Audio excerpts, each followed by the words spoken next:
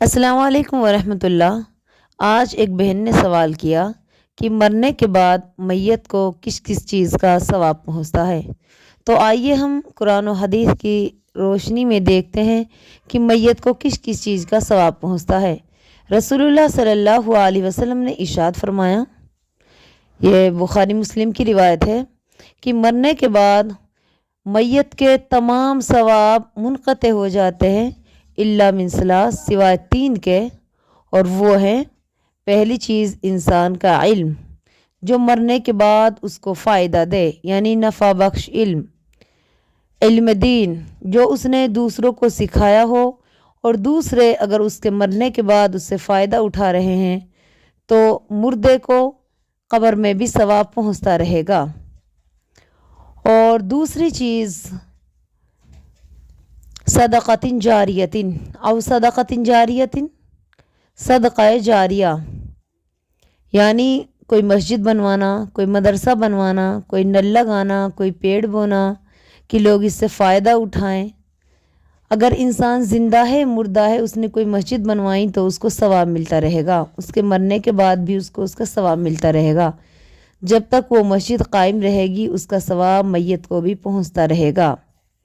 یا کوئی مدرسہ بنوا دیا جس میں بچہ علم دین حاصل کر رہے ہیں، تو جب تک یہ مدرسہ قائم رہے گا، لوگ اس میں علم دین حاصل کرتے رہیں گے، میت کو بھی اس کا ثواب ملتا رہے گا۔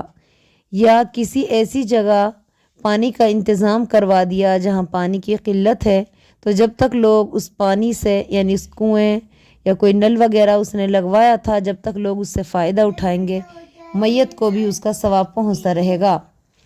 اس کے بعد یا میت نے، یعنی اس انسان نے کوئی پیڑ لگایا تھا اس نیت سے کہ پرندے چرندے انسان اس سے فائدہ اٹھائیں، لوگ بھی اس سے فائدہ اٹھاتے رہیں، اس کا پھل کھائیں، اس کی لکڑی استعمال کریں یا اس کے نیچے چھاؤں میں بیٹھیں، جب تک وہ پیڑ باقی رہے گا اس میت کو بھی جس نے اس کو لگوایا تھا ثواب ملتا رہے گا۔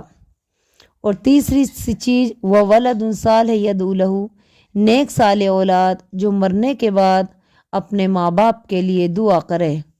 تو نیک اولاد بھی ایک صدقہ ہے، لیکن آج ہمارا معاشرہ اس چیز سے خالی نظر آ رہا ہے۔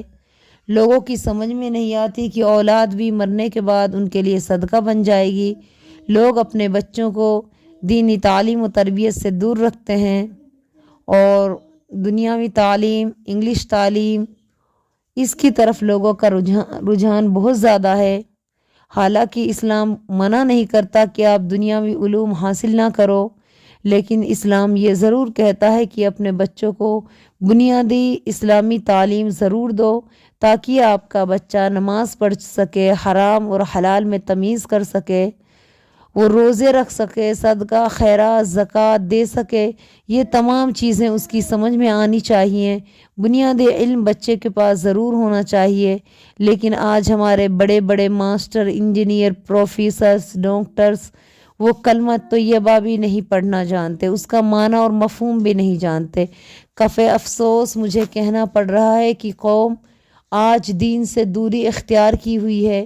ہمارے نوجوان مسجدوں کا رخ نہیں کرتے، جو کہ سراسر غلط ہے۔ ہم مسلمان ہیں، ہمارے اندر ایمان کی جھلک ہونی چاہیے، ہمیں اسلام اور قرآن سے محبت ہونی چاہیے، اللہ اور رسول کی محبت ہمارے دلوں میں ہونی چاہیے، تاکہ یہ ہمارے لیے فائدہ دے۔ تو نیک اولاد جو مرنے کے بعد اپنے والدین کے حق میں دعا کرتی ہے، اس کا ثواب بھی مردے کو پہنچتا ہے۔